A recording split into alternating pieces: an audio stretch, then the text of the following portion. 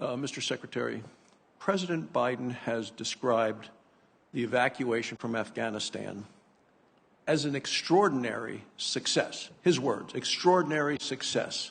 This has to be the lie of the 21st century. It's dishonest, and if he believes it, it's delusional. America can no longer ever say we leave no American behind, because Joe Biden did. And by your own testimony and your words this morning, there are still about 100 Americans trapped behind enemy lines.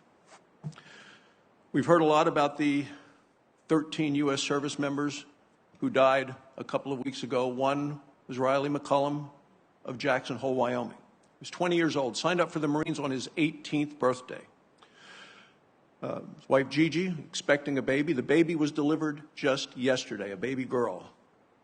I stood with Riley's family and his then pregnant wife on Friday in Jackson Hole, Wyoming, as his remains were brought back in a flag-draped coffin from Afghanistan.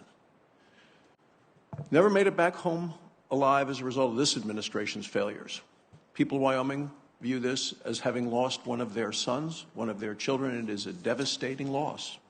And they really do believe that it is the administration who should hold the blame for what has occurred. Look, this withdrawal, and you've heard it from other senators on both sides of the aisle, has been an epic failure. No planning, no strategy. No, it was cobbled together at the last minute, disorganized. It didn't have to be this way. I'm thinking back to your confirmation hearing. I raised a number of questions and concerns about your record on foreign policy failures in Syria, in Libya, in Iran. I said these botched decisions have serious consequences. I said I believe they embolden terrorist organizations around the globe.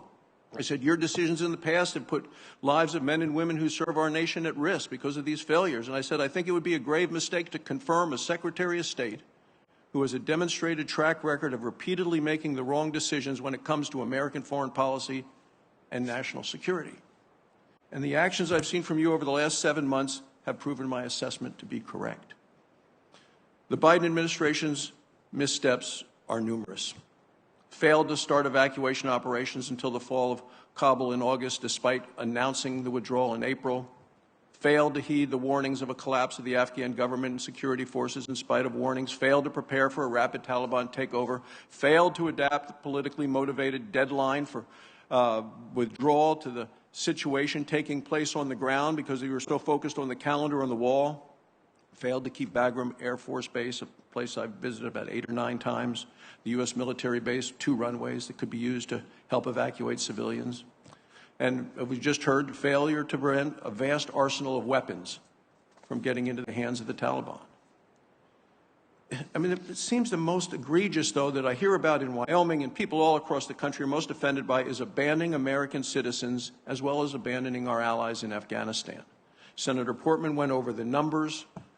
The Washington Post called it a moral disaster. I think it's a moral disgrace. You nearly dislocated your shoulder, though, patting yourself on the back for the great job you've done. I mean, just yesterday, you stated, we did the right thing by our citizens in working feverishly to get every one of them out. But you didn't get every one of them out. You've admitted again and again we're talking about over 100 Americans. The top priority must always be getting all Americans home safely.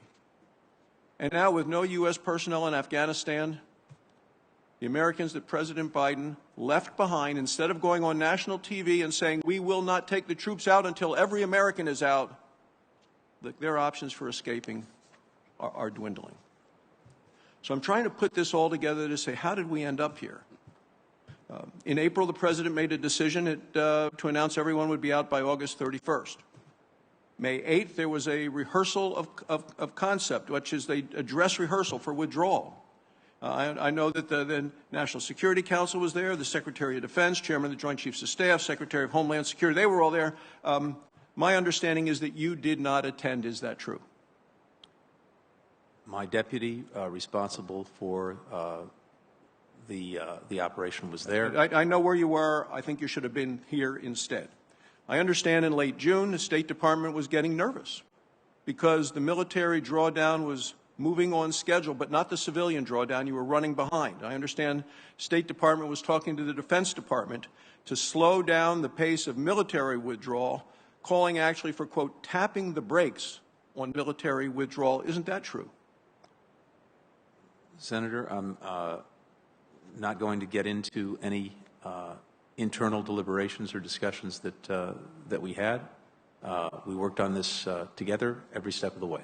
In July, you got more warnings, the State Department, things were getting bad. When did the State Department formally make the request to the Department of Defense for military-assisted evacuation, the non-combatant evacuation operation? Because that's a secretary or ambassador job. The NEO was being planned, if necessary, throughout the spring and summer. We revised the plans on a number of occasions. And ultimately, when the government and security forces unexpectedly collapsed in the 11 days, the NEO went into effect. So middle of August. That's correct. And why did you wait so long? Because we had a government and security forces in place that, by every estimate, would be able to protect the city, protect Kabul, protect the other provincial capitals, certainly through the year. So yesterday you testified that the Taliban has been designated a terrorist organization. I want to be very clear on this, because that's what you said yesterday. Quote, the Taliban has been designated a terrorist organization. Does this administration believe the Taliban is a terrorist organization?